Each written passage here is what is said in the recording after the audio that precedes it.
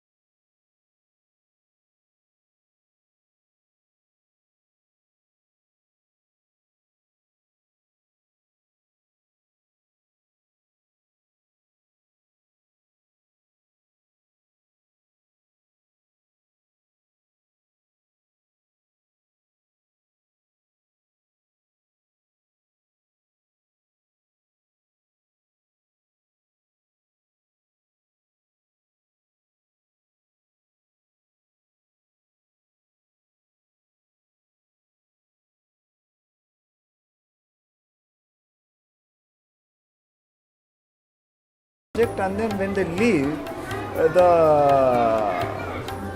system building was not happening. उसको दूर करने के लिए क्या करेंगे? इसके लिए इस बार हम लोग सोचा इसको हम लोग लीड नहीं करेंगे, इसको CRCs के माध्यम से, क्लस्टर रिसोर्स सेंटर कोऑर्डिनेटर के माध्यम से इसको लीड करवाएंगे। CRCC के अंदर में 10 से 15 विद्यालय होते हैं और अपने विद्यालयों के बारे में उनको सब कुछ पता होता है, चाहे वो बच्चों की शैक्षणिक स्थिति हो या टीचर के क्वालिटी के बारे में हो और कि जो भी कुछ होता है।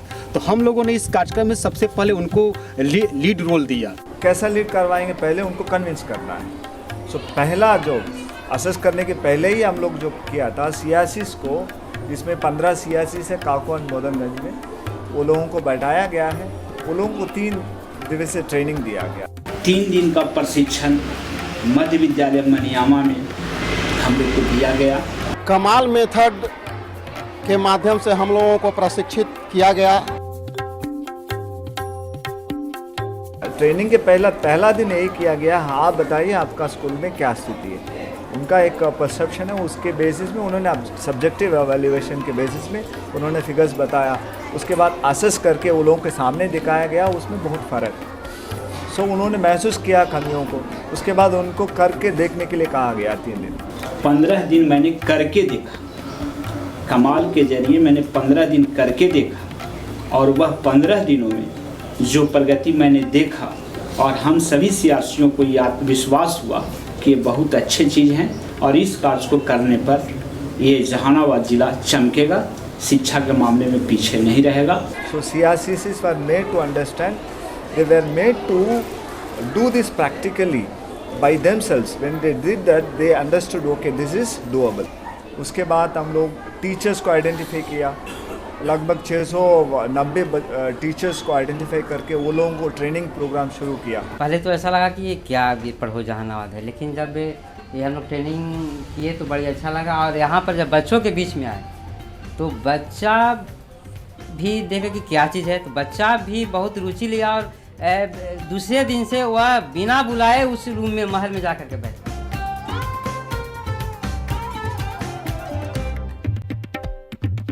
मुझे पहले नहीं लगता था कि हम लोग ऐसा कर सकेंगे, अपने ऊपर कॉन्फिडेंस नहीं था, लेकिन जैसे मैंने ये ट्रेनिंग लिया ना तो मुझे लगा कि नहीं, मैं ऐसा कुछ कर सकती हूँ।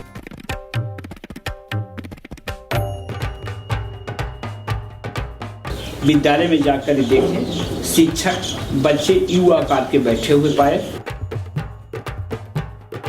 जो बच्चों और शिक्षकों के बीच में जो गैपिंग था वो गैपिंग समाप्त हो गया है। सारे बच्चे शिक्षक के साथ ये अपनी बातों को रख रहे हैं, उनसे शेयर कर रहे हैं, छोटे छोटे ग्रुप में आपस में बातचीत कर रहे हैं, कुछ कुछ चीज़ें जमीन पर लिखने वाली क्रियाएं कर रहे हैं। खेल वाला जो है गतिविधि, विभिन्न अक्षरमाला का जो है मात्रा लिखो, तोड़ो जोड़ो, शब्दों की अंताक्षरी, ये हवा चली हवा चली हवा चली,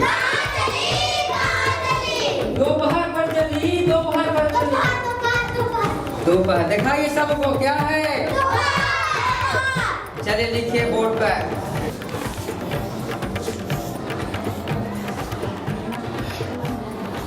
बीच बीच में हम लोग मॉनिटरिंग किया CRCs के साथ, मॉनिटरिंग वो लोग ज़्यादा किया, हम लोग असिस्ट किए। मिड टर्म एवेल्युएशन करके हम लोग देखने से पता चला there is a tremendous improvement in reading ability.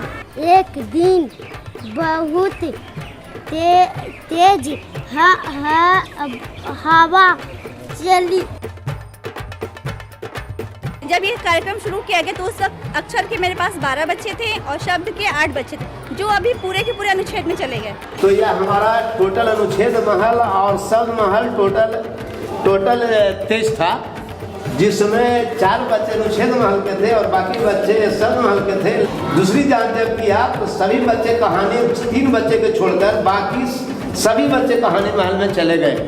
इसलिए सबसे ज़्यादा ताकतवर मैं हूँ। कौन है? सेकंड स्कूल ने अपना बच लिया। चैलेंजेस होगा ही, किसी भी प्रोग्राम में आप शुरू कीजिएगा चैलेंजेस होगा। आपको करके दिखाने के लिए कहा, वो लोग करके देखा, अंडरस्टैंड किया, पहला चीज़। दूसरा, कभी ये असेसमेंट नहीं हुआ था लर्निंग लेवल का, जो रीडिंग एबिलिटी का हम लोग असेस किया, कभी असेस नहीं हुआ था। असेस करके दिखाया बहुत। There are so many teachers, उन लोगों को कैसा करना है मालूम नहीं था। कम्युनिटी को भी इन्वॉल्व करना है, उसके लिए हम लोग पेरेंट टीचर्स मीटिंग को इफेक्टिव वे में करवाया है। That help to overcome that particular challenge involving community.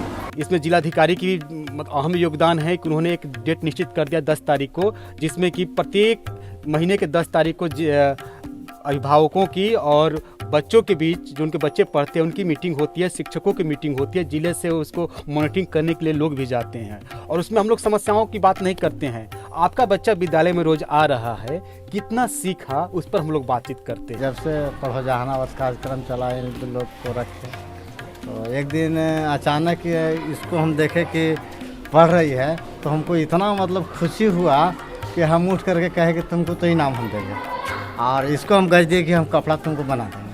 मेरी दोनों बच्ची को किताब नहीं पढ़ने आता था कभी, तो फिर हेडमास्टर साहब के द्वारा जो कार्यक्रम चलाया गया शब्द महल और अक्षर प्रारंभिक महल, इसमें मेरे बच्चे को दोनों का किताब पढ़ने आ गया है अच्छे ढंग से।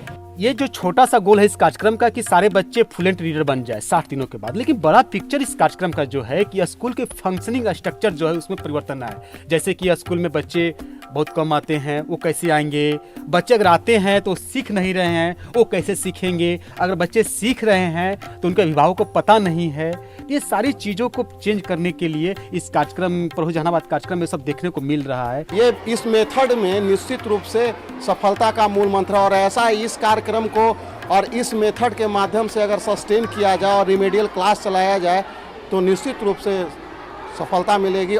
प्राइमरी एजुकेशन में कमी है दूर करने के लिए इनिशिएटिव हम लोग शुरू किया था। फायरली सक्सेसफुल इनिशिएटिव है। इसको पूरा ज़िला में हम लोग लागू करेंगे ही, पूरा स्टेट में भी लागू करने के लिए अभी बात हो रही है। Hopefully I think they will do it for the whole state. ये कमाल ने इस जहानाबाद जिला को कमाल करके दिखलाया है। कौन पढ़ेगा? स्कूल के बारे में एक दिन कहाँ से कि नरमिल्ली दोमट मिट्टी में हर पौध फूलता फलता है। रेतुम कंकड़ व पत्थर पर कुछ घास उगा दो तो जानो, पढ़े को पढ़ाने आए हो अनपढ़ को पढ़ा दो तो जानो।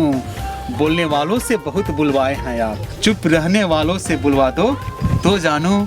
इस पढ़ो जहानाबाद कार्यक्रम में जो बच्चे चुप रहते थे, बैठे रहते थे, वो इसमें बढ़ चढ़कर हिस्सा ले रहे हैं। यही इसकी सबसे बड़ी खासियत है।